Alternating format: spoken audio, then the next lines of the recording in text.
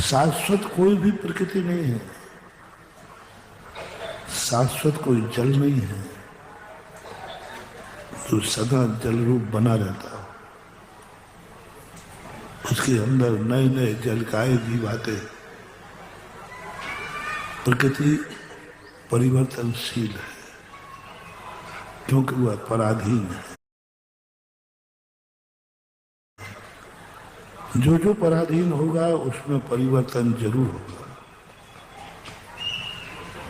और वो परिवर्तन नैमित्तिक कहलाता है।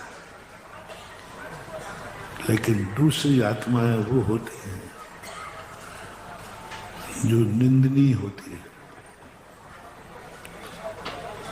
जो स्वयं तो किसी के काम नहीं आती हैं, दूसरों के काम बिगाड़ देते हैं, दूसरों के काम को बिगाड़ देते हैं, बिगड़ डालते हैं। किसी को सुख नहीं दे सकते, दुख जरूर देते हैं। आबाद नहीं कर सकते, बर्बाद कर सकते। सहयोग नहीं कर सकते, सहारा नहीं दे सकते, धक्का दे सकते। शांति नहीं दे सकते, अशांति दे सकते। ऐसे लोग निंदनीय कहलाते हैं। लेकिन जिनकी चर्चा आज अपन कर रहे हैं, कुछ वंदनीय होते हैं, पूजनीय होते हैं, उन जैसा मनने का भाव होता है। प्रकृति इतनी उपकारी है, लेकिन कोई पेड़ नहीं बनना चाहता, कोई जल नहीं बनना चाहता, कोई अग्नि नहीं बनना चाहता, कोई वायु नहीं बनना चाहता। कर्म भी बनाता है तो वो भी पाप है। संसार के सबसे बड़े उपकारी को सबसे बड़े पाप कर्म का उदय है। सबसे बड़े उपकारी ये 5 स्थावर हैं, अग्नि, जल, वायु और ये परम उपकारी है। और संसार में सबसे ज्यादा उपकार इन्हीं से होता है। और संसार के सबसे बड़ा पाप कर्म का उदय इन्हीं का होता है, स्थावर नाम का। उपकारी और निंदनीय पर्याय। निंदनीय पर्याय से उपकार कैसा?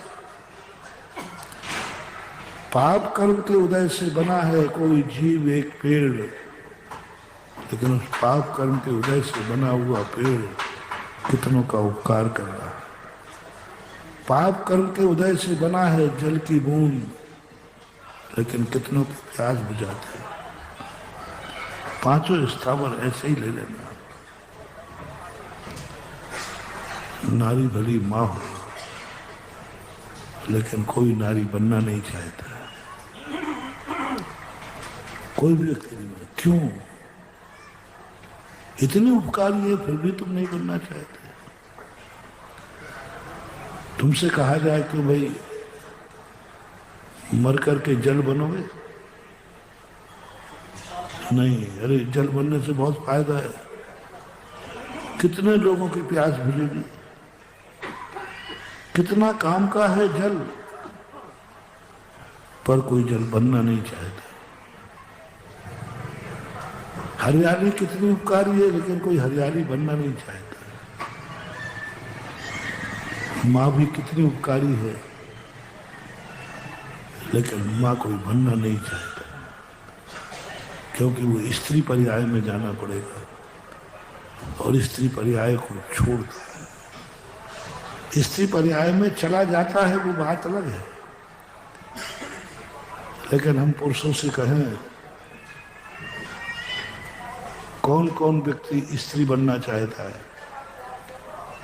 स्त्री बनने में एक सौभाग्य मिलता है, स्त्री माँ बन सकती है। जैसे हमने पूछा कौन कौन व्यक्ति वनस्पति बनना चाहता है?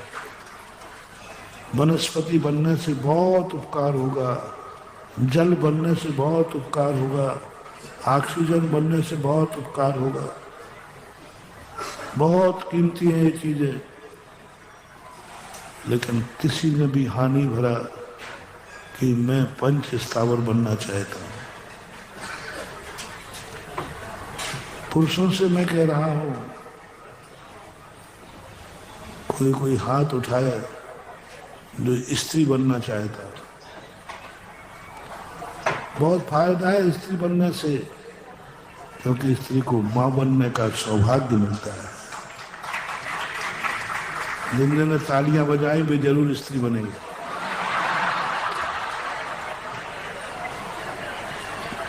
तो महिलाओं ने बनाई तो वे भी अगले भाव में स्त्री रहेंगी। होश पूर्वक सुना करो। हम तो पेड़ की कहना, मुझे पेड़ बड़ा उपकारी है, जल बड़ा उपकारी है, जो को गंधोदक होता है उससे अभिषेक होता है। इसलिए कौन कौन जल बनना चाहते हो, जल से गंधोदक बनता, तुम तालियां बजा दोगे तो जल बनोगे जाके। जिस जिस चीज को तुमने खुशी मनाई वही वही तुम्हारी भावी पर्याय हुई है। किसको देखकर आपको खुशी हो रही है?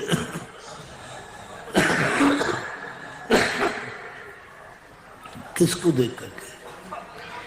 जिसको देखकर आप खुश हो रहे हो बस वही तुम्हारा भविष्य है।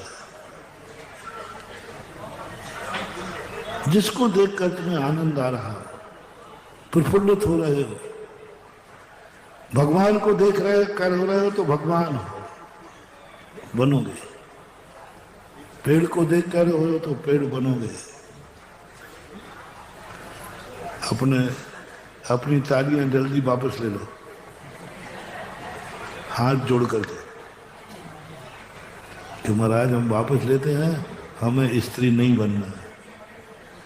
क्यों नहीं बनना है? स्त्री बनने से मां बनने का सौभाग्य मिलता है, मरु देवी बनने का सौभाग्य मिलता है, सची इंद्राणी बनने का सौभाग्य मिलता है। अब तो बन जाओ स्त्री। चलो ये मान लो कि महाराज हम स्त्री बनना चाहते हैं, लेकिन सची पद मिलना चाहिए।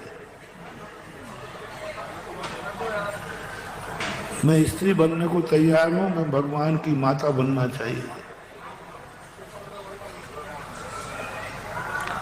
अब तो आपकी हाँ है? नहीं। सम्यक दृष्टि होगा नहीं। यदि स्त्री पर्याय का मुझे इंद्राणी पद भी मिलता है तो इंद्राणी पद से पुरुष पर्याय श्रेष्ठ है सामान्य। यदि एक मनुष्य गरीब दुखी मनुष्य पर्याय है और एक स्त्री पर्याय की इंद्राणी है तो सम्यक दृष्टि कहेगा मुझे स्त्री पर्याय नहीं चाहिए, चाहे भली वो इंद्राणी की पर्याय क्यों ना हो। हाँ स्त्री बनूं तो फिर इंद्राणी बनूं, लेकिन इंद्राणी बनने के लिए मैं स्त्री बनूं।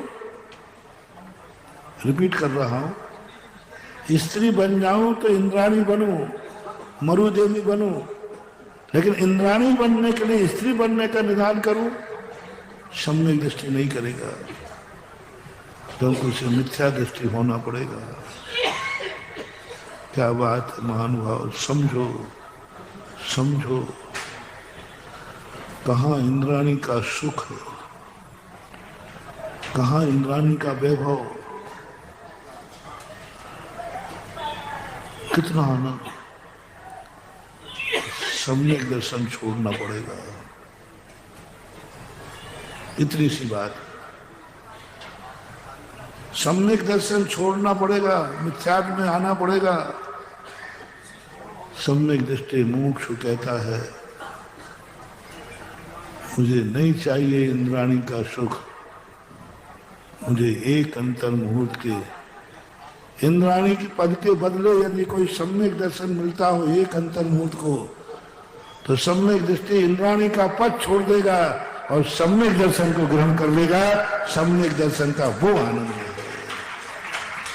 मैं तुलना कर रहा हूं, इंद्राणी के वैभव को सबने देखा है और एक सम्यक दर्शन का आनंद है। एक अंतर मुहूर्त की प्रतीति, एक क्षण की प्रतीति अंदर जो आत्मा में से प्रकट होती है, कहाँ लगता है इंद्राणी का पद। सम्यक दृष्टि ठुकरा देगा। मुझे नहीं चाहिए इंद्राणी का पद, जिस पद के लिए मुझे सम्यक दर्शन छोड़ना पड़े वो पद मैं ठुकराता।